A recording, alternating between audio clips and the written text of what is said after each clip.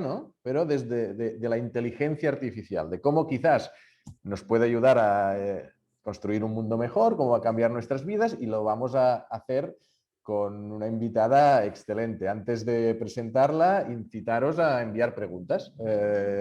Las podéis dejar en el chat, a mí me las pasarán por WhatsApp y dejaremos un ratito para responderlas. Seguro que tenéis una diversidad de, sobre todo después de escuchar a Nuria, ya veráis. Ella os sugerirá preguntas, pero el tema quizás ya os las sugiere. Entonces, empezad cuando queráis a enviarlas. Os presento, Nuria Olivé bueno, es una de las expertas en Big Data y en inteligencia artificial, o sea, más reconocidas de nuestro país, de España y de fuera. Ella tiene un montón de colaboraciones internacionales que ella nos explicará. Y bueno, nosotros nos conocimos ya desde, lo estamos comentando antes, de hace unos 5 años en el Cazador de Cerebros, cuando era chief directora científica de Telefónica I+D, pero ya antes había estado en Microsoft y ya antes había hecho su doctorado en el MIT, en el Media Lab, ni más ni menos. Bueno, MIT, Microsoft, Telefónica, después Vodafone, ahora está en la organización Data Pop Alliance y en varias cosas. Es doctor honoris causa por la Universidad Miguel Hernández. Y bueno, ella nos cuenta, pero su aproximación al uso de la inteligencia artificial es hacerla más humana, más centrada en las personas. Después discutiremos porque la inteligencia artificial se puede utilizar para muchas cosas. También se puede utilizar para ganar dinero, para hacer las empresas conocer mejor a sus clientes, también para espiar si queremos a otro estado, otra empresa o los ciudadanos, pero de nosotros depende y de gente como Nuria que se utilice bueno, para mejorar nuestro mundo según los criterios de la mayoría de nosotros, ¿no? Nuria, ¿cómo estás? Ya no me enrollo más. ¿Estás bien? Sí, muy bien. Un placer estar aquí y sobre todo conversar contigo. Ya hacía tiempo que no nos Sí, veíamos, así que me alegro muchísimo de haber reconectado y de verte, aunque sea digitalmente. sí, sí, sí, sí. La verdad es que hemos tenido estos 5 o 10 minutos antes de conversación que nos hemos quedado a medias de cosas ya más personales, ¿no? Pero si nos centramos en el tema, empecemos por la COVID. O sea, al final, vosotros con vuestro trabajo habéis estado recopilando un montón de datos, interpretando cosas. O sea, no sé si puedes resumir más o menos cuál ha sido vuestra reacción. O sea, aparece una pandemia y, claro, los datos son fundamentales. El análisis de datos, el data science, o sea, es, o sea, ¿cómo lo vivisteis? Es decir, ¿qué empezasteis a hacer y qué si habéis tenido ya conclusiones y cosas? Ok, Cuéntanos. pues te cuento, hace un año exactamente yo estaba en la cama súper enferma con algo que no sé si fue coronavirus o fue la gripe A o lo que fuese. Y estaba ya empezando la pandemia de coronavirus, ¿no? Ya había casos de coronavirus y empezaba a preocupar. Y yo creo que aproximadamente alrededor de mediados de marzo eh, me di cuenta de que ya teníamos una pandemia y había una gran oportunidad de aprovechar efectivamente los datos y aprovechar todo el trabajo científico que se había hecho durante más de una década, ¿no?, anterior, para ayudar a tomar mejores decisiones en el contexto de la pandemia, para que esas decisiones estuviesen basadas en la evidencia, estuviesen basadas en el conocimiento científico y no basadas en intuiciones o suposiciones o intereses políticos, ¿no? Entonces, desde el año 2008, una de las áreas, y tú lo sabes, en la que yo he trabajado y que de hecho creé en Telefónica I+D y luego creé en Vodafone y a la que está dedicada Data Pop Alliance, la ONG donde soy Chief Data Scientist, es cómo usar los datos y la inteligencia artificial para el bien social. Y dentro del bien social, una temática en la que había trabajado desde el año 2008-2009 eran las pandemias y las enfermedades Fíjate. infecciosas. En el año 2009, con mi equipo de investigación en Telefónica I+D, hicimos un análisis del impacto que habían tenido las medidas de contención que adoptó el gobierno mexicano cuando se produjo el brote de la gripe A. Y ahí ya hablaba, hace ya cuántos años, 12 años, de el inmenso valor que tenían los datos para ayudar en el contexto de las pandemias. Luego, mientras estuve en Vodafone, se produjo el brote de ébola, un brote muy fuerte de ébola en la República Mm, Democrática del Congo. Y colaboramos con Naciones Unidas para contribuir a ver cómo podíamos ayudar a entender mejor cómo se estaba propagando a través del análisis de datos. Y justo hace un año, cuando estaba empezando la pandemia del coronavirus, yo estaba trabajando con mi antiguo equipo de Vodafone y con la Universidad de Southampton en colaboración con la Fundación Bill y Melinda Gates en el uso de los datos para ayudar a erradicar la malaria.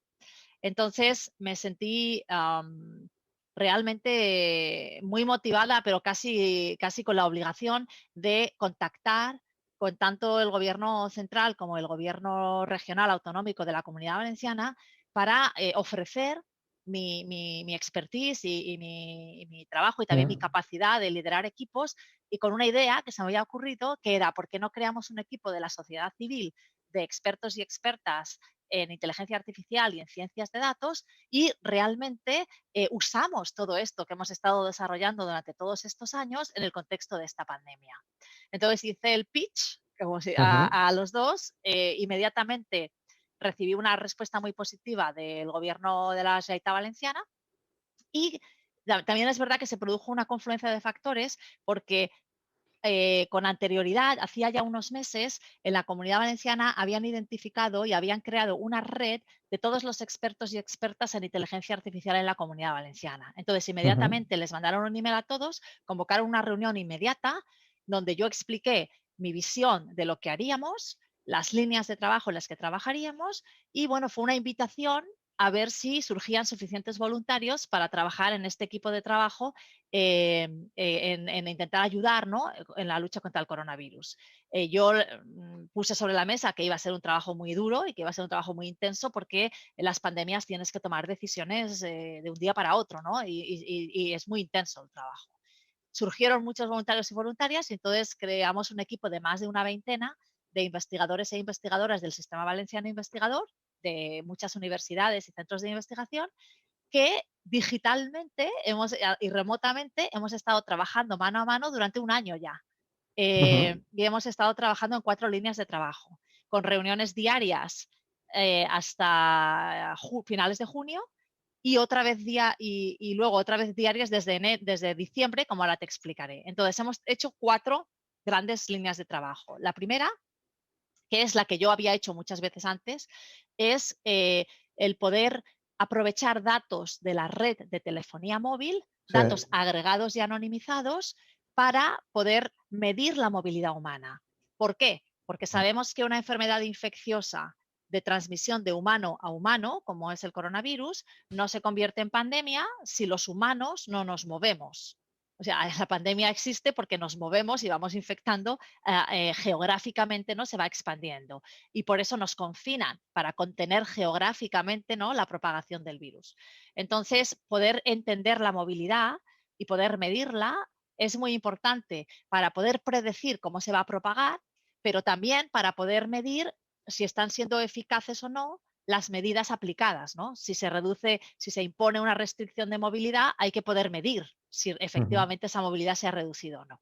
Entonces, en esta primera línea de trabajo, durante la primera oleada, fuimos la comunidad autónoma piloto, declarada así por la vicepresidenta Nadia Calviño, vicepresidenta tercera, eh, y pudimos, a través de una colaboración con el INE, analizar datos que tenía el INE, que a su vez los tenía por una colaboración con las 3 operadoras más grandes de telefonía en España. Pudimos analizar datos agregados de la movilidad. Entonces pudimos medir, por ejemplo, el éxito del primer confinamiento, qué tipo de movilidad se redujo más, qué porcentaje de gente se quedaba en su área de residencia, qué impacto tuvo el cierre de la movilidad laboral, ¿no?, etcétera, etcétera. La segunda línea de trabajo es una Espera, espera, línea. ¿Y qué conclusiones? Dime dos o tres conclusiones. La gente, por Sí, ejemplo, ¿siguió el confinamiento? sí, sí, Sí, sí, sí, siguió el absolutamente. Hubo un confinamiento. cumplimiento muy elevado. Las 2 semanas o los 10 días en los que no hubo movilidad laboral, en los que se cerró todos los Mm, trabajos salvo servicios esenciales, hubo una movilidad bajísima, vale. bajísima. Hubo porcentajes elevadísimos de gente que se quedaba en su área de residencia. Ajá. Eh, ¿Y hay un tamaño ideal por ejemplo, ahora, claro, no hay confinamiento masivo, por ejemplo, en Cataluña hay el confinamiento comarcal. Se Sí. dice de no entre comunidades. Es con los datos que tú tienes, ¿cuál sería el óptimo? Sí, entonces esa es una muy buena pregunta. Nosotros lo que hicimos fue, hay unos algoritmos que se llaman algoritmos para identificar comunidades, que lo que identifican son grupos que comparten algún tipo de propiedad entre ellos y que les diferencian de otros grupos, ¿no? Y pueden ser cualquier tipo de atributo. Pues nosotros aplicamos estos algoritmos de identificación de comunidades a los flujos de movilidad. Y lo que nos permitía era identificar comunidades de movilidad, que serían áreas geográficas que tienen mucha movilidad interna, pero poca movilidad con otras áreas geográficas. Por Ujú. ejemplo, en la Comunidad Valenciana identificamos 14. Qué Entonces, bueno. estas áreas es muy importante en el contexto de los cierres perimetrales, que es a lo que tú haces referencia, porque si tú tienes una zona que está muy autocontenida, no va a hacer gran cosa cerrarla perimetralmente, porque no hay movilidad con otras zonas. Lo que hay es mucha movilidad interna, pero hay poca movilidad con otras zonas. Entonces, un cierre perimetral no va a impactar, porque la máxima movilidad que tienes es interna. A lo mejor lo que tienes que hacer es limitar la movilidad entre vecindarios de esa región o entre comarcas, ¿no?, de esa región. Una zona que tenga mucha movilidad con otras regiones, si la cierras perimetralmente, entonces sí que impactas los flujos, ¿no?, entrantes y salientes de movilidad. Entonces, precisamente Claro. hicimos ese análisis de comunidades para poder ofrecer ese tipo de información a Presidencia de la Generalitat, ¿no? Decir, bueno, pues estas son las zonas que están autocontenidas, si se va a hacer un cierre perimetral, a estas zonas no les va a afectar porque tienen mucha movilidad interna, pero tienen poca movilidad con otras zonas, ¿no? Esa es una buena pregunta. La segunda línea de trabajo es lo que se conoce como el desarrollo de modelos epidemiológicos computacionales. ¿Y eso qué es? Pues básicamente en lo que consiste es en modelos en el ordenador que lo que hacen es modelar la evolución de la pandemia. Pero el valor potente que tienen estos modelos es que no solamente modelan cómo va a evolucionar la curva pandémica bajo la situación actual, sino que te permiten hacer simulaciones de qué pasaría si reduzca la movilidad. ¿Qué pasaría si cierro los colegios? ¿Qué pasaría si cierro la hostelería por la tarde? ¿Qué pasaría si hago un rastreo de contactos al 100%? ¿Qué pasaría si vacuno? Bla, bla, bla, ¿no? Entonces, en este contexto hemos desarrollado 3 tipos diferentes de modelos. Hemos desarrollado lo que consideran modelos clásicos computacionales epidemiológicos, que igual te suenan, Pera, que son modelos metapoblacionales compartimentales como tipo SEIR. Son unos modelos donde básicamente tú divides la población en 4 estados, por eso se llama SEIR, lo que significa cada letra es la S significa susceptibles. La población puede estar o en estado susceptible, que es la S, o en estado expuesto al virus, que es la E, o en estado infectado, que es la I, o en estado recuperado o retirado, que quiere decir que o te has recuperado o has fallecido, pero en cualquier caso sales del sistema, ¿no?, como quien dice. Entonces, para el coronavirus, para el SARS-CoV-2, están definidas las probabilidades que tienes de pasar de un estado a otro, ¿no? Entonces, con esta se define un sistema dinámico con una serie de ecuaciones que denotan cómo evoluciona ese sistema, ¿no?, a lo largo del tiempo. Entonces, desarrollamos un modelo SEIR para la Comunidad Valenciana que además incluye la movilidad que obteníamos del primer grupo de trabajo de movilidad, porque la Sí, sí, movilidad sí. obviamente impacta. El segundo tipo de modelo que hemos desarrollado es un modelo que se llama individual de agentes. Y aquí la idea es la siguiente: modelemos en el ordenador el comportamiento de cada ciudadano y ciudadana de la Comunidad Valenciana.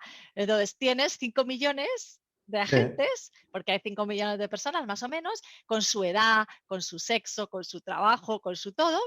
Y estos agentes también pueden estar en estos 4 estados. Pueden estar expuestos a la enfermedad, susceptibles, infectados, etcétera. Y como tienen su comportamiento, pues ellos se van infectando los unos a los otros y entonces puedes hacer simulaciones de cómo evoluciona ese sistema, ¿no? Y perdona, para alguien que nos está escuchando, todos estos datos es porque tenemos, o sea, lo que decías de las compañías que os dan acceso y que está súper bien, o sea, es necesario para modelar esto.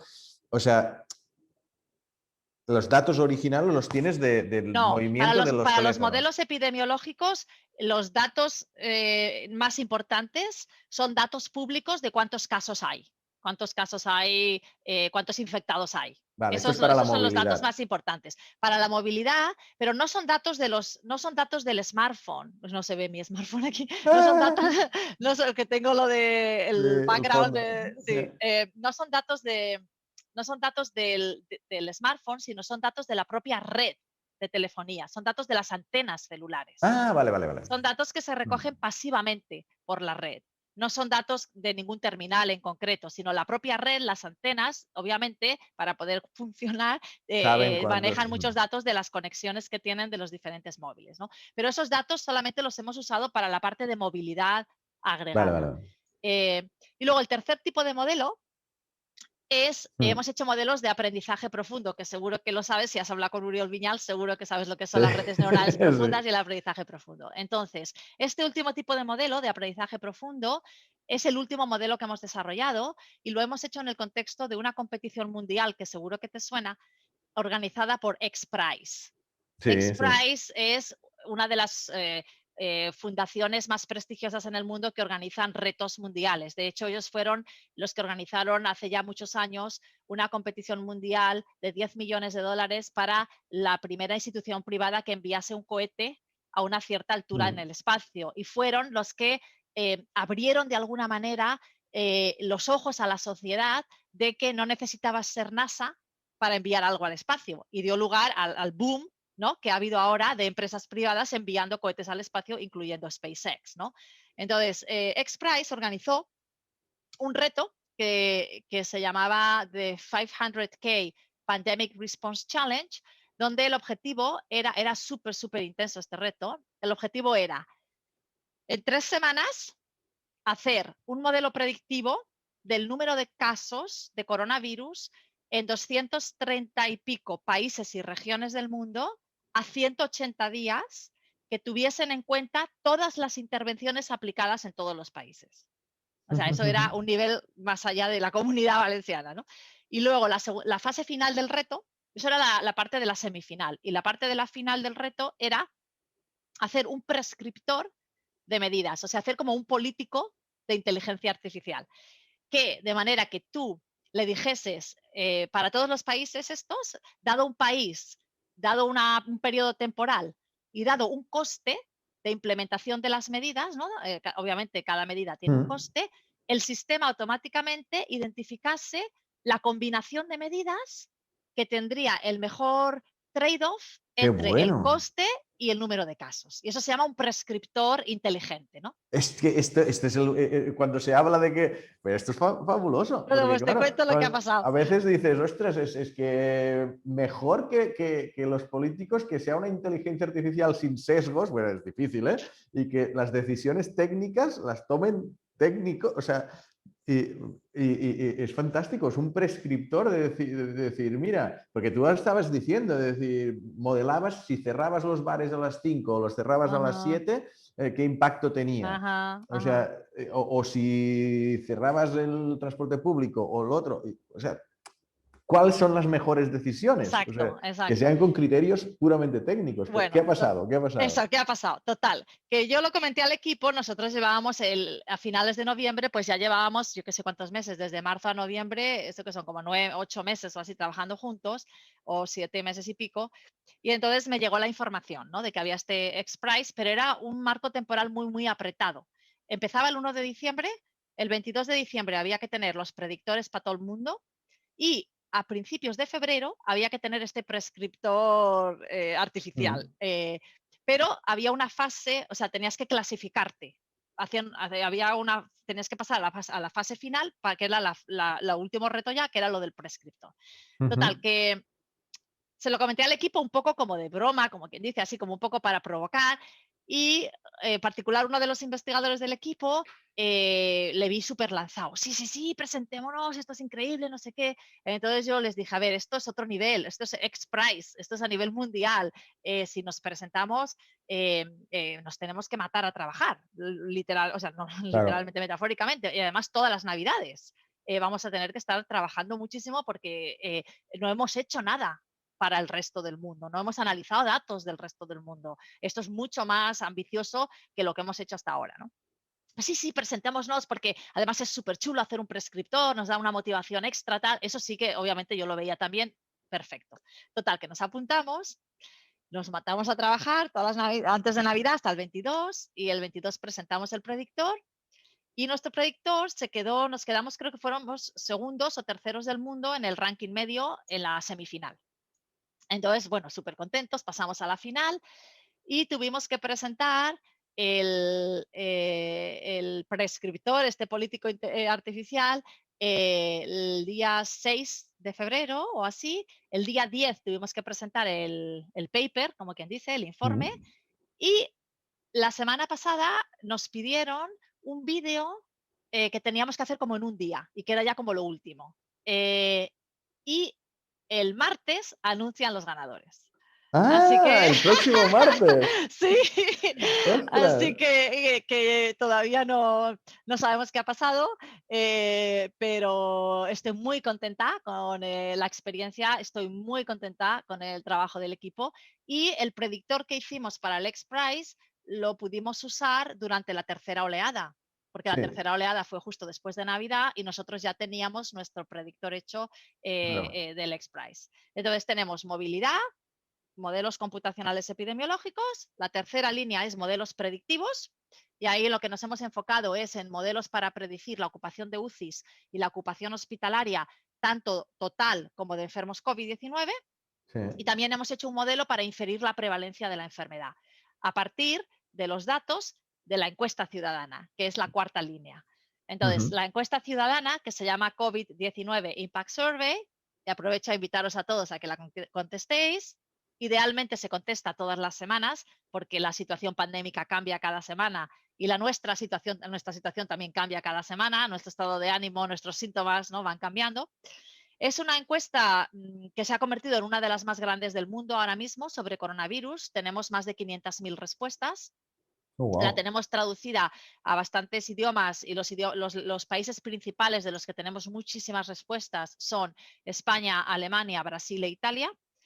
Y está siendo súper útil para ayudarnos a entender la situación y la percepción de la ciudadanía durante la pandemia y para poder arrojar luz sobre cuestiones para las que no hay datos. Por ejemplo, ¿cuál es el impacto emocional de la pandemia? ¿Qué medidas de protección adoptamos? ¿La gente realmente adopta medidas de seguridad o no? ¿Qué relaciones sociales tenemos? ¿Cuántos contactos cercanos tenemos? ¿En qué contexto tienen lugar estos contactos cercanos? ¿Qué apoyo daríamos a un posible nuevo confinamiento o no? ¿Qué impacto Sí. económico y laboral está teniendo la vacuna? ¿Funciona el rastreo de contactos o no? ¿Funciona la app del rastreo de contactos o no? En fin, hay muchas preguntas que no podemos contestar de otra manera, ¿no? Y que las hemos podido contestar gracias a la encuesta ciudadana, que está siendo usada constantemente y que está siendo muy, muy, muy útil. Y bueno, podríamos hablar toda la noche de los Sí. resultados de la encuesta ciudadana, pero bueno, voy a resumir un par de cosas bastante interesantes que han sido muy constantes a lo largo de las semanas. Ya llevamos como 50 semanas de encuesta ciudadana. La primera es que los más impactados psicológicamente, emocionalmente, por la pandemia es la gente joven. Y dentro de la gente joven, las chicas. Con gran diferencia, con diferencias muy significativas, es el grupo demográfico que reporta mayores niveles de ansiedad, mayores niveles de estrés, mayores niveles de tristeza y mayores niveles incluso de soledad que los otros grupos demográficos. Cuando dices joven, ¿qué De 18 franjas? a 29 años. 18, 21. Sí, porque no tenemos menores de edad. En la encuesta tienes que ser mayor de edad. Es Vale. anónima, pero tienes que ser mayor de edad. Eh, el, la, el otro tema es los jóvenes son los que tienen más miedo a la estigmatización. Mucho más miedo a la estigmatización por coronavirus que el resto de grupos. Ah, fíjate.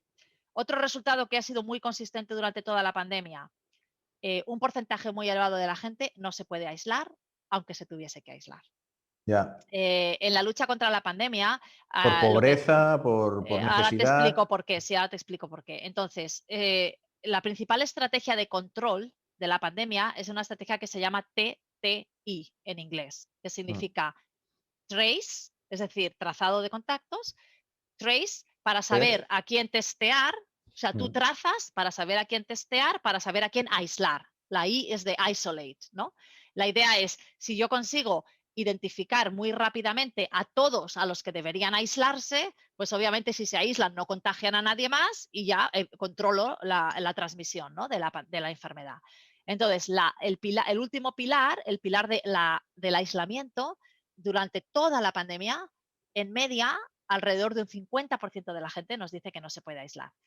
El lado positivo es que para la gente de 60 más, un 70 y pico por ciento dice que sí se puede aislar y son los más vulnerables, con lo cual para el colectivo más vulnerable sí se puede aislar la mayoría, pero para el grupo de 18 a 59 años la mayoría no se pueden aislar.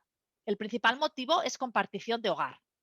La gente no se puede aislar porque vive en un piso con X otras personas y no se puede aislar, comparte cocina, comparte baño, no tiene la capacidad de aislarse. Y luego encontramos diferencias de edad y diferencias de género muy interesantes. Diferencias de edad porque son los jóvenes de 18 a 29 años los que reportan con muchísima más probabilidad que cualquier otro grupo de edad que no se pueden aislar por motivos psicológicos o porque tienen miedo a la estigmatización o porque psicológicamente no se ven aislados durante 10 días, no pueden psicológicamente aislarse durante 10 días. Oh. Y el grupo de edad de 30 a 59 años, las mujeres, prácticamente el doble que los hombres, dicen que no se pueden aislar por cuidado de hijos u otras personas. Lo cual es curioso porque entiendo que esos hijos son los hijos de unos hombres con unas mujeres, ¿no? Pero la mayoría, o sea, es casi el doble de las mujeres que dicen que no se podrían aislar por cuidado de hijos en comparación a los hombres. Y eso también lo vemos clarísimamente en la encuesta. Aquí en la Pompeu Fabra había un estudio específico de brecha de género que se veía que por el sexismo que hay en el hogar, ya no el sexismo institucional o el sexismo, o sea, es decir, las familias, pues el cuidado de los hijos o de la gente mayor recae más en las mujeres y eso todos somos culpables, pues no todos, ¿no? Cada uno es, pero en general eso no nos lo impone la sociedad, nos lo imponemos nosotros mismos por lo que tenemos heredado. Y sí que ve en este estudio que las brechas se han ampliado con la Nosotros pandemia. Lo vemos muy evidentemente. Observamos bastantes diferencias significativas de género. Otra diferencia significativa de género es que las mujeres adoptamos más medidas de protección frente al coronavirus que los hombres. ¿Ah, sí? Las mujeres somos más cumplidoras, sí. Nos desinfectamos más las manos, llevamos mascarilla más, mantenemos niveles de distanciamiento físico más, evitamos besos y abrazos más, ventilamos más. Todas esas medidas las mujeres somos más cumplidoras. La única medida donde ha habido una diferencia de género inversa, pero ya se ha equiparado, ya se ha igualado, es en la intención a ponerse la vacuna, donde más hombres que mujeres, sobre todo al principio, declaraban que se pondrían la vacuna. Yo lo interpreto como un análisis de riesgo-beneficio. En general, las mujeres, según los datos de la encuesta, tendemos a ser más conservadoras, a adoptar más medidas porque nos dan menos riesgo a contraer el virus. Y yo creo que se produce esta inversión en el contexto de la vacuna porque al principio, este dato lo tenemos desde octubre, creo que el análisis riesgo-beneficio para las mujeres era que la vacuna era demasiado arriesgada y entonces las mujeres no se querían arriesgar a ponérsela. Esto ha cambiado a lo largo de las semanas conforme han ido implementándose las campañas de vacunación, conforme se ha ido vacunando más y más población. Ha aumentado muchísimo la intención de ponerse la vacuna. Ahora estamos, no sé si es un 80 y pico % de gente que dice que se pondría la vacuna y está bastante igualado de género. Pero al principio, en octubre, era una intención bastante baja y además mucha diferencia de género. Pero también tenemos, por ejemplo, diferencias de género en la percepción de seguridad de ciertas actividades. Hay una pregunta donde preguntamos si usted considera que cualquiera de estas actividades, ¿no? Y ponemos una lista de actividades, puede realizarse con bajo riesgo de contracción de coronavirus. La actividad que siempre durante 50 semanas se considera la menos segura, es decir, la de más riesgo de contracción de coronavirus, adivina cuál es. ¿La de más riesgo? Sí. Hombre, la actividad sexual, yo qué sé. está en la lista. Digo, hombre, intercambio aquí de fluidos No, directos. actividad, quiero decir, yo qué sé, a ver, cualquier cosa que no sea eso, de actividades que haces en tu, yo qué sé, ir al Esa- colegio, ir al hospital, ir al instituto, viajar en transporte público, ir a la playa, hacer deporte, ir a la iglesia, ir a bares y restaurantes, ir a Me casa de imagino el amigos. transporte Sí. público, yo qué sé. No, la que todo el mundo piensa que es la menos segura, y lo mismo no sucede en otros países, es volar en avión. Aunque ¿En realmente serio? sí, todo durante Pero 50 yo volí semanas. la semana pasada desde Buenos Aires y claro, te has hecho una PCR, si me la he hecho yo, se la han hecho los otros. Los flujos de aire te explican 1000 veces de que el flujo de aire hace que no sé qué y que se renueve, vas con la mascarilla, ¿cómo va a ser la...? Sí, ¿No? es la que está considerada menos segura, y además con un porcentaje, o sea, como solamente un 13% por ahí de la gente piensa que es seguro volar el avión. La segunda menos segura, tradicionalmente, o sea, durante la mayoría de las semanas, ha sido ir a la iglesia. Hmm. Y entre las más seguras, la número uno ha sido todo el tiempo hacer deporte individual al aire libre, que más te vale, o sea, seguido de compras en comercios pequeños, eh, Ah, seguido de citas en lugares donde tienes que pedir una cita, como en una peluquería o sí. algo así, ¿no? Esas son las que se consideran más seguras. Y con Eh, vuestros datos llegáis a saber cuáles son realmente, ya no la percepción, sino tenéis eh, al final, pues es en función de los datos que tengáis, claro, se podría saber si tuvierais, pero hay datos ya para saber cuáles realmente son más o menos seguras. Sí, nosotros hay una pregunta sobre el test, donde preguntamos si se han hecho el test y qué resultado han dado. eh, y sabemos, por ejemplo, qué tipo de transporte usan, si usan transporte público o no. Algunas de las actividades sí podemos ver si hay algún tipo de correlación entre dar positivo y usar transporte público, por ejemplo. No hemos encontrado en ese caso. Pero hay otras que no podemos realmente, porque no le preguntamos a la gente si han hecho esas Mm. actividades, ¿no? No le preguntamos. Pero nosotros, en el contexto del grupo de ciencias de datos del que te he hablado, sí que hemos hecho análisis de brotes y durante muchas semanas. Y los brotes, nuestro punto débil son los brotes de naturaleza social y familiar. La inmensa mayoría de los brotes son de naturaleza social y familiar. Ese es Sí. el 60 y pico por ciento de los brotes, o sea, un porcentaje elevadísimo. Ese es el punto débil, ese es donde la mayoría de los contagios tienen lugar, en los entornos familiares y sociales. Eh, Algo que ha sido muy curioso a lo largo de las semanas es que para algunas de las actividades se ha invertido el ranking, ¿no? El ranking era relativamente estable y, y se ha producido una inversión. Por ejemplo, tener invitados en casa empezó relativamente alto. Bueno, un tercio de la Sí, gente sí. en junio pensaba que era seguro tener invitados en casa. Y esa es la actividad que más ha bajado en la percepción de seguridad, y ahora es la segunda más baja por encima de ir en avión, que ir en avión sigue siendo la más baja siempre. Y esta es un 12%, o sea, aún se piensa que tener invitados en casa es más seguro que ir en avión, pero es la segunda menos segura, ¿no? Que sería un 12%. Y luego, durante todas las semanas, hay algo que no entendemos el por qué, pero la percepción de seguridad de ir a la playa ha estado siempre muy similar a la percepción de seguridad de ir al hospital.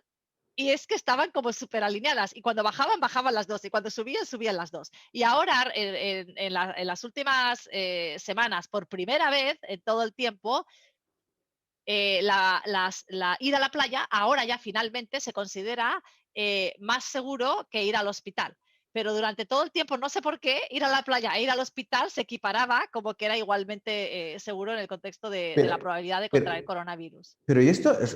Dices, sois 500.000 muestras de todo el mundo. O sea, ¿esto es, digamos, general o No, has estos hecho un datos son de subgrupo de España. España? No, Subgrupo de España. estos son de España, que es la mayoría de las respuestas. Entonces, España e Italia, estamos haciendo ahora precisamente un artículo científico sobre España e Italia, son bastante parecidos en muchos de estos aspectos. Aquí el país que es más diferente es Alemania. Ah, Alemania tiene una intención, por ejemplo, de vacunación bajísima en comparación con España e Italia. O sea, si en España e Italia estamos hablando de 80 y pico % de la gente que se pondría la vacuna, en Alemania estamos hablando de un porcentaje muchísimo más bajo, de alrededor de un 50%. Y aquí vas a alucinar. O sea, esto es un resultado muy curioso. El principal motivo, tanto en Italia como en España, por el que la gente decía que no se pondría la vacuna, es por miedo a los efectos secundarios. Ese era como el principal motivo, ¿no? En Alemania Mm. no. En Alemania, el principal motivo, con una grandísima diferencia, esta diferencia ha ido descendiendo a lo largo de las semanas, pero sigue siendo el motivo más popular, pudiésemos decir, el que más aluden, es porque no confían en la motivación del gobierno poniendo la vacuna. ¿Cómo no Eh, confían? pues que de alguna manera creen en teorías de la conspiración ¿En relativas Alemania? a... Sí, O sea, sí. son peores que nosotros en esto. Sí, No me lo sí, hubiera sí, imaginado. sí, sí, sí, pero muchísimo peor, o sea, una diferencia abismal, o sea, si ellos están en un 50% de intención de vacunarse, nosotros estamos en un 70 y pico por ciento de intención de Ah, vacunarse, y nuestro porcentaje de no confiar en la motivación del gobierno es un 3%, y en Alemania ahora mismo el porcentaje de no confiar en la motivación del gobierno está en un 17%, sí, sí, sí, sí, muy, muy sí. elevado, sí. Bueno, Ah, qué fuerte todo pues el tema. bueno, Claro, es que todo el tema del trust, de la confianza en las instituciones, y todo eso, que la Unión Europea está trabajando mucho también en todo el tema trust, porque dices, oye, sí. Hay dos cosas. Lo que estás transmitiendo es, por un lado, en general, todo esto son. El criterio de la gente es erróneo en muchos aspectos. O sea, no tenemos ni idea de lo de lo que dices del avión, lo otras cosas. Pero claro, si tampoco tienes confianza en las instituciones para seguir sus instrucciones, joder, es que mal, ¿no? sí, sí, entonces es curioso. La verdad que la encuesta está siendo súper, súper, súper, de verdad, es súper valiosa. La usamos constantemente, porque este tipo de datos no hay otra manera de conseguirlos. Sí, Estamos súper agradecidos a toda la gente que la contesta, obviamente porque necesitamos las respuestas para poder entender, ¿no?, qué es lo que está pasando. Tenemos la suerte de tener miles de respuestas semanales. Y bueno, tenemos una página de web donde está todo accesible, todo el mundo puede mirar todos los datos, ver visualizaciones, la puedo poner aquí en el chat, de manera que intentamos compartir al máximo también los resultados, ¿no? qué Y pasada.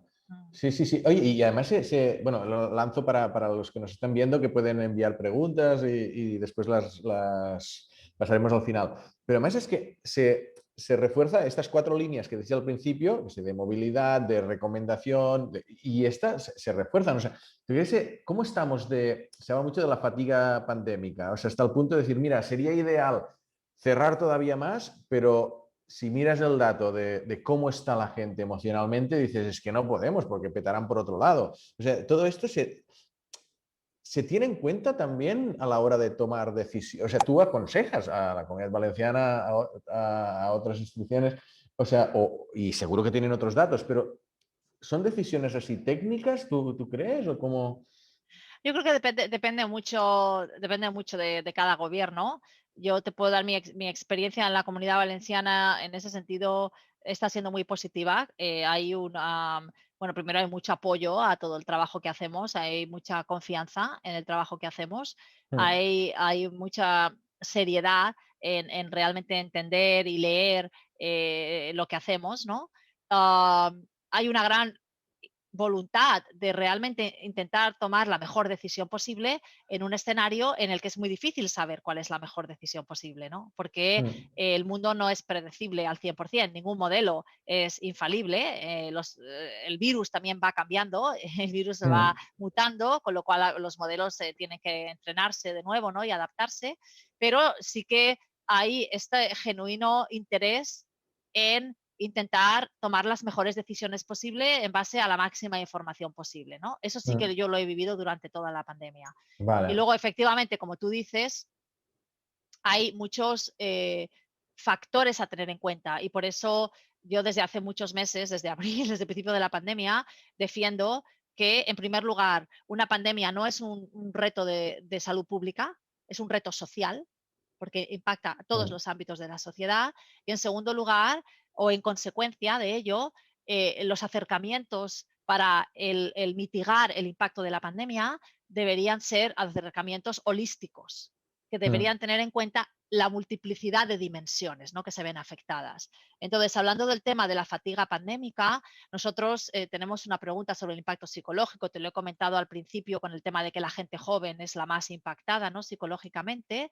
Y sí que es verdad que la ansiedad, la tristeza, el estrés y la soledad han ido aumentando a lo largo de los meses. Por Claro. darte una cifra cuantitativa, en mayo un 26%, estos son datos agregados para cada mes. Durante el mes de mayo, un 26% de la gente decía que sentía una ansiedad que consideraba perjudicial para su salud. Un 26%. En el mes de marzo, o sea, lo que llevamos del mes de Sí. marzo, ese 26% es ahora un 39%. Wow. Si miramos la tristeza, en mayo era un 17%, la gente que decía que consideraba que tenía tristeza, que era perjudicial para su salud, y casi se ha duplicado. Ahora es un Joder. 33%. Entonces, psicológicamente estamos mucho peor que Sí, estábamos al principio de la pandemia, mucho peor. Y esto es algo que hay que tenerlo en cuenta, obviamente, ¿no? sí, Y el, y el tema es que muchas de las consecuencias de estos daños colaterales, pudiésemos decir, ¿no?, de la pandemia, van a perdurar durante mucho tiempo. Eh, y es todavía difícil incluso de saber el alcance y el impacto, ¿no?, que van a tener. Pero desde luego nosotros lo vemos. Ansiedad, estrés, tristeza y soledad han ido aumentando a lo largo de los meses. sí. La gente joven es la más impactada. Las chicas de 18 a 29 años, más de la mitad, un 52%, dicen que tienen estrés que consideran que es perjudicial para su salud. Fíjate. Un Pero bueno, porcentaje muy elevado. en muchos ámbitos, mira, hablando de cifras, la semana pasada entrevistamos por el Cazador de Cerebros a un oncólogo muy reconocido, Josep Tabernero, de aquí en Vall d'Hebron. Dice, mira, este año ha habido un 19% menos de diagnósticos de cáncer. ¿Por qué? No porque haya menos cánceres, sino porque se han hecho menos pruebas, la gente ha tardado más a ir, no sé qué. Dice, estamos viendo que habrá un repunte de casos de cáncer, además con estadios más avanzados. Es decir, que esto tiene, obviamente, Te voy a dar las cifras de la encuesta, que también tenemos una pregunta sobre eso. Ah, sí. Lo llamamos daños colaterales en la asistencia sanitaria. Según la encuesta ciudadana, un 15% de los pacientes de cáncer dicen que no pueden tener cita. Un Fíjate. 24% de los pacientes inmunodeprimidos. Un 22% de los con enfermedades del sistema respiratorio y un 22% de los enfermos cardiovasculares. O sea, porcentajes muy elevados de gente no están pudiendo ir al médico porque no les dan cita. Y un 15% de los que no tienen ningún factor de riesgo de la población en general, un 15% no puede ir al médico porque no tiene cita, porque no le dan cita. Y luego tenemos otra pregunta donde preguntamos, dice, tengo demasiado miedo para ir al médico o al hospital. Y bueno, ahí, dependiendo, ahí está entre un 5 y un 9% de la gente que no va al hospital porque tiene miedo. Claro. Si miramos lo que te he comentado antes de la percepción de seguridad, ¿no?, de las medidas, de las diferentes actividades, ir al hospital ha estado todo el tiempo por debajo de un 50%. Es decir, menos de la mitad de la gente piensa, o sea, sí, menos de la mitad de la gente piensa que es seguro ir al hospital. Eso quiere decir que va a haber mucha gente que no va al hospital, aunque probablemente debería ir, porque Ya. tiene miedo de contraer coronavirus. Y a lo mejor cuando van ya es demasiado tarde, porque lo han retrasado por miedo al coronavirus, ¿no? Esto es algo que vamos a ver, las consecuencias de ello lo vamos a ver en los meses y en los años venideros. Y lo mismo con la medicina preventiva, que es a lo que aludía este Sí, sí. oncólogo. La medicina preventiva se ha suspendido, Sí, sí, básicamente. sí, sí. Eso no lo vamos a ver, el impacto no lo vamos a ver el mes que viene. Lo vamos a ver en un medio largo plazo, ¿no? Y todo eso son factores que hay que tener en cuenta cuando se toman estas decisiones tan difíciles. Por Claro. eso es tan complejo saber exactamente qué es lo mejor que puedo hacer, ¿no? Sí. En realidad, el principal factor que motiva las decisiones es la saturación del sistema sanitario. Sí, es realmente intentar evitar el colapso del sistema sanitario, ¿no? Intentar evitar que ya no queden más UCIs, intentar sí. evitar que ya no puedo poner a la gente en ningún sitio, ¿no? Ese es un poco el elemento crítico, ¿no? Mm. Evitar que se produzca una situación en la que ya se ha saturado, ¿no? El sistema Mm. sanitario. Déjame que nos quedan 5 o 10 minutos máximos. Hay un tema relacionado con esto, pero que es más amplio, pero o sea, es el tema, a ver, vosotros, tú lo has dicho, cuantos más y mejor datos tengáis, es vuestra gasolina. O sea, todos los modelos de inteligencia artificial, de data science, de tal cual, están en función de cuán buenos sean vuestros datos. Y utilizáis datos agregados de las telefonías móviles. Se ha muerto mucha gente en la pandemia, ¿eh? Muchísima. Entonces, claro que valoramos la privacidad. Obviamente no queremos que nuestros datos individuales estén en manos de gobiernos tal y cual. La pregunta es, si cuando empieza esto, en febrero, en marzo, dices, oye, no, mira, es que tenemos que tener datos más precisos de movimientos de personas concretas. Tenemos que ser capaces de saber que si alguien está infectado y por su teléfono detectamos que se está yendo de su casa, le llegue un mensaje anónimo diciendo, oye, que te estás yendo de tu casa y estás infectado. O sea, si hubieras tenido, ¿no? Tú, los gobiernos, quien sea, acceso a más datos de la población, aunque invadiendo un poquito la privacidad, hubiera supuesto unas decisiones más precisas que hubieran al final repercutido en menos muertes o no tanto.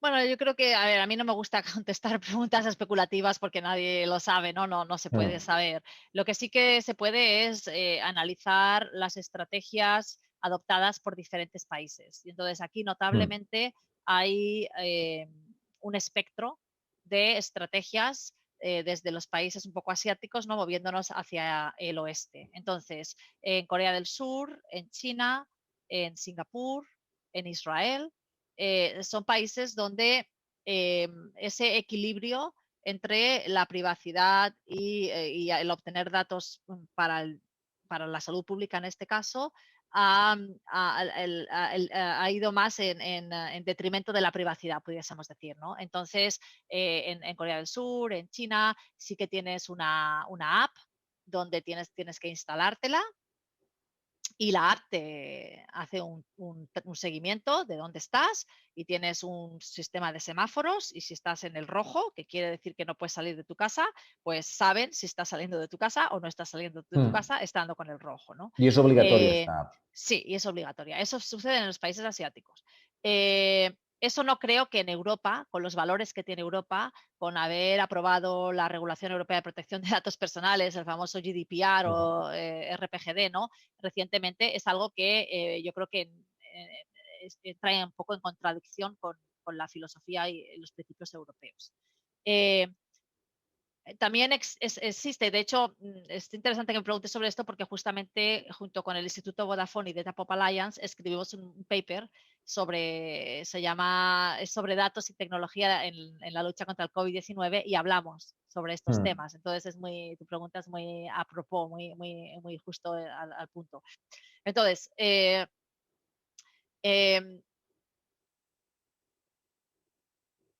al mismo tiempo, para poder hacer este tipo de colección masiva de datos, tienes que tener unas infraestructuras existentes que puedan recopilarlos, analizarlos y sacar partido de ellos, porque si no, ¿de qué te sirve recoger todos estos datos? ¿No? Yo creo que algo Mm. que ha sido evidente en el contexto de esta pandemia es la falta de digitalización de las administraciones públicas.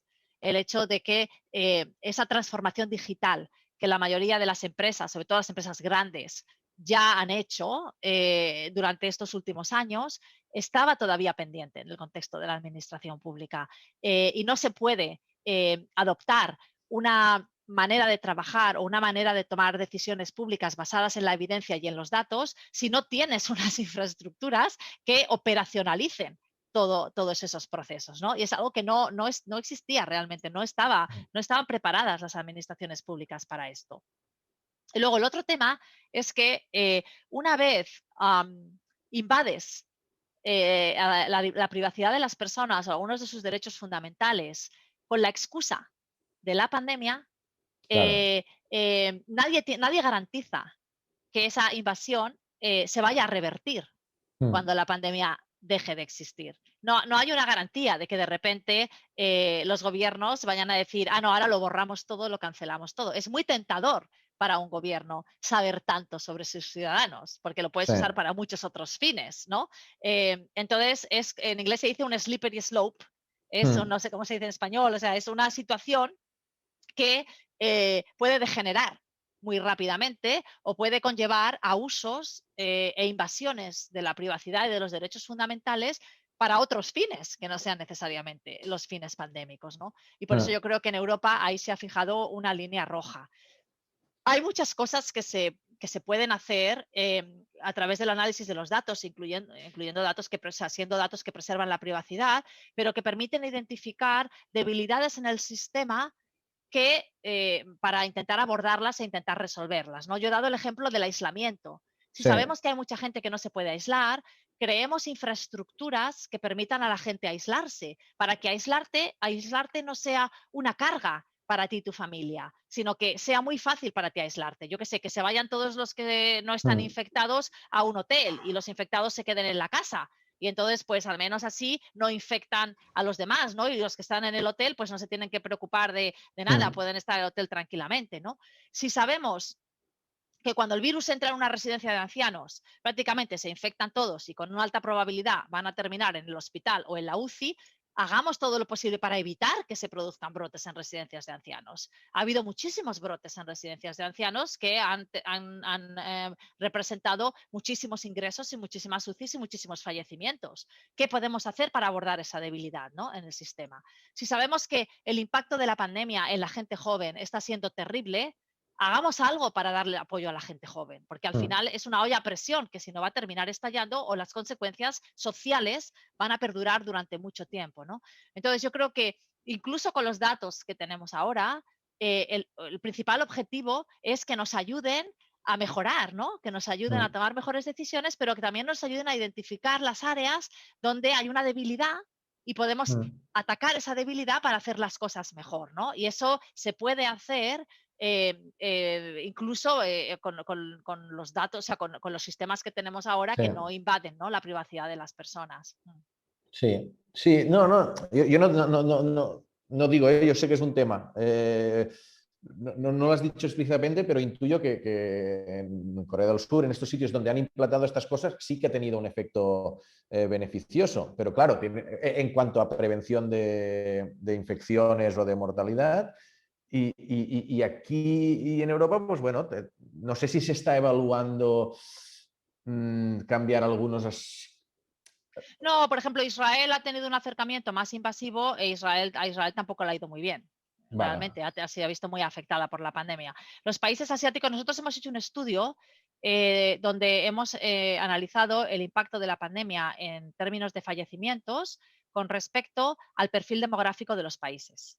Porque obviamente una población muy envejecida Ah, naturalmente debería tener más fallecidos que un país donde toda la gente es joven, porque sabemos que el virus sí, sí. ataca más a la gente mayor, ¿no? Y no se puede comparar peras con manzanas, o sea, yo no puedo comparar un país africano con una edad media de la población de 30 años con un país europeo mega envejecido, porque obviamente el impacto va a ser diferente. Entonces, si tienes en cuenta la pirámide poblacional, el porcentaje de personas mayores de 60 años en los países y miras el número de fallecidos por 100.000 habitantes, lo que hemos encontrado es un impacto inferior a lo esperado en los países asiáticos, un impacto superior a lo esperado en Latinoamérica y un Ujú. impacto entre medias en Europa.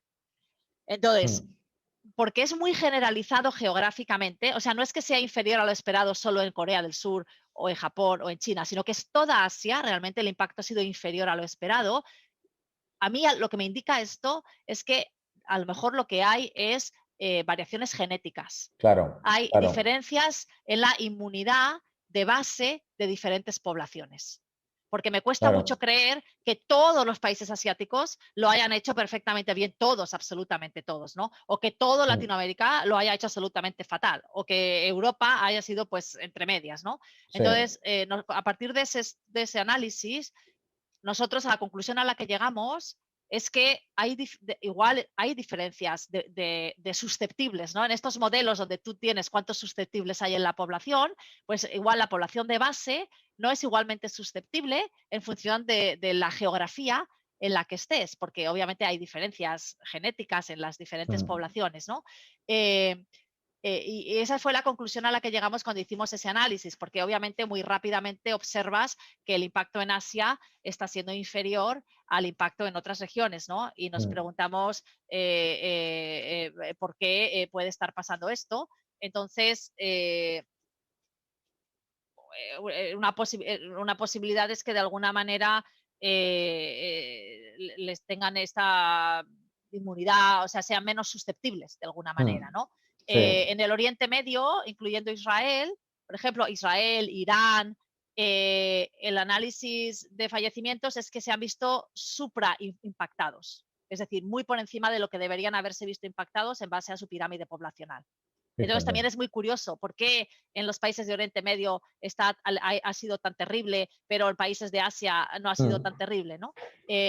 Entonces, igual es que hay algún tipo de componente genético que hace que el virus ataque más a unas ciertas poblaciones que otras. Sí, bueno, cuando ves unas diferencias, decir, algo hay allí que las marca, ¿no? Oye, Nuria, súper interesante, se nos han hecho ya las 9, o sea, de América Latina yo sí que he analizado, yo vivo en Buenos Aires, lo que has dicho del confinamiento, la gente no puede confinarse, aquí había, o el confinamiento peritoral, en Buenos Aires había un caso, lo que llaman el conurbano, donde la gente, cuando hay, o sea, hay pobreza, hay gente que Sí, vive en unos barrios de 10 personas viviendo en un piso con un baño, que además no exacto, tienen dinero para comprar, dices, que compra comida para una semana. No, es que no, es que viven del día y que a estas personas no las puedes confinar. Es exacto. imposible. Entonces dices, bueno, pues confinamiento perimetral, pero ves cómo el movimiento es, o sea, es un tema Sí, para a ver, analizar la población. sí. Buah. A ver, algo que sí que me gusta de lo que han hecho en algunos países asiáticos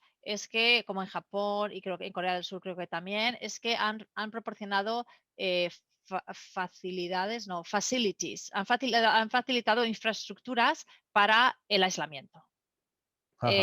Y creo que eso es muy importante.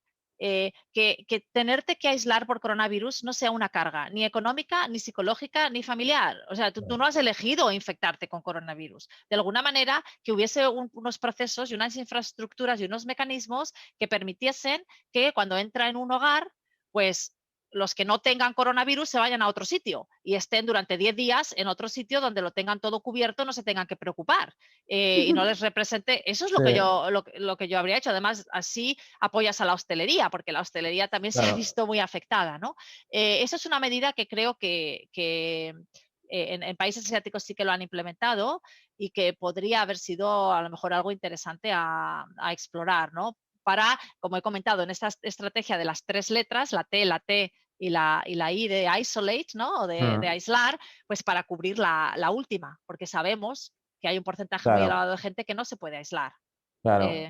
Bueno, en estos países también se dice, ¿no? Que tuvieron el MERS, el primer SARS, tuvo Sí, más presencia en esas, ¿no? Estaban más advertidos y que aquí, bueno, tardamos un poco los gobiernos, pero también nosotros a asumir que esto iba en serio, ¿vale? Ellos enseguida estaban más alertas. sí, sí, ¿Crees que habremos obviamente, sí. aprendido de esto? O sea, se Sí, habla a de ver, que otra pandemia llegará. O sea, hemos ah, aprendido mucho, todo lo que se aplicará en la siguiente pandemia, lo que estáis bueno, a ver, esta no desarrollando ha ahora. terminado, espérate tú que esta pandemia no ha terminado, aún nos queda pandemia, ya veremos qué Ya. pasa con la vacunación. Israel es un país muy interesante a monitorizar. Mm, Eh, a ver, yo creo que la memoria colectiva de todos los que estamos vivos durante esta pandemia va a perdurar durante muchos años. Iba a decir años, estos meses, espero que no sean años de pandemia, ¿no? Eh, Creo que está siendo un evento traumático desde mm, muchas perspectivas y no creo que se nos vaya a olvidar. Eh, tenemos que salir todavía de esta pandemia. No hemos terminado la pandemia, el virus sigue presente, el virus se muta, el virus quiere seguir infectando, quiere seguir sobreviviendo, la supervivencia Bueno, de las especies, ¿no? Y, y tenemos que ver qué pasa en el sistema dinámico de interacción entre el virus y la vacuna y los vacunados, porque tampoco sabemos el virus cómo va a responder cuando claro, haya un cierto porcentaje de población vacunada, cómo va a evolucionar el virus y cómo se va a mutar. Porque el virus no se va a quedar sin hacer nada. Cuando tiene presión evolutiva, pues va mutándose, ¿no? Y va cambiando. Entonces tenemos que ver qué pasa. Y yo personalmente, desde hace ya mucho tiempo, eh, siempre he pensado que la solución que yo creo que habría sido como la más sostenible es tener un tratamiento eficaz. Eso sería, desde mi punto de vista, lo ideal. Igual que cuando coges una infección, te dan un antibiótico y se te cura. Pues si tuviésemos un tratamiento eficaz, imagínate que coges coronavirus, te dan la pastillita, lo que sea, y se te cura, pues ya claro. está, no pasa nada, es una enfermedad más, ¿no? Como otras Mm. muchas enfermedades. No estamos en ese punto tampoco, no tenemos un tratamiento eficaz con esas características, pero yo creo que si tuviésemos un tratamiento así, pues nada, yo creo que de alguna manera conviviríamos con el virus, te detectan que tienes coronavirus, te dan el tratamiento, te quedas en tu casa, te lo tomas y lo superas Mm. y sigues con tu vida, ¿no? Eh, Así que ya veremos, no sé. Igual dentro de unos meses volvemos a hablar sobre el coronavirus. Sí, bueno, al final yo pensaba, porque tenía intención de sacarte todo el tema de eso, de otros retos de la inteligencia artificial, pero Ya, y no hemos digo, hablado de Elis ni de bueno, nada, pero bueno, otro día. ya, pero es que, bueno, bueno, es muy buena. Por eso he sacado también lo de la privacidad, porque al final no es un tema solo del coronavirus, es un tema general, de discusión, con muchos riesgos, obviamente, y hay muchos, pero nada, oye, nos toca despedir, que además, si no, la gente después esto lo ve en diferido y si ve que dura mucho, dice, qué palo, ya no entro. Sí, sí, sí. No, Nuria, muchas gracias por mi parte y en nombre de la térmica y en nombre de los que nos han escuchado y a todos los que habéis estado aquí o lo veréis después, pues nada, hasta el próximo encuentro. Nos quedaría, bueno, son temas y personas que no solo os explicáis muy bien, Nuria, sino que estáis creando conocimiento, ¿sabes? Y ese conocimiento es clave para tomar decisiones más acertadas. Es fundamental, por eso la ciencia es tan trascendente. O sea, por aplicaciones tecnológicas, sin duda, que mejoran cosas, pero también es que cuanto más sabemos de algo, hasta cuando a la gente se quiere comprar una casa, quiere saber cuánta más información mejor del mercado inmobiliario y mejor las características de la casa para Sí, decidir cuál es la mejor casa que comprarte. sí, o un Pues coche, o un sí, iPhone, o un teléfono móvil, o un ordenador, ¿no? sí, lo hacemos Sí, constantemente en nuestra vida cotidiana, pues queremos que las políticas públicas, y mira en salud, pues que también, que todo se base no o sea, en muchos factores, pero por lo menos tengas la mejor información disponible. Y eso es lo que la aproximación científica te da, ¿no? sí, Nada, pues Nuria, efectivamente. muchas gracias y a todos y a todas, hasta otra. Un placer, muchísimas Eso, gracias por la invitación. Me ha encantado conversar contigo, Pera, y hasta la próxima. Espero que sea en persona. ojalá. Chao, Chao. chao. Gracias, Ran.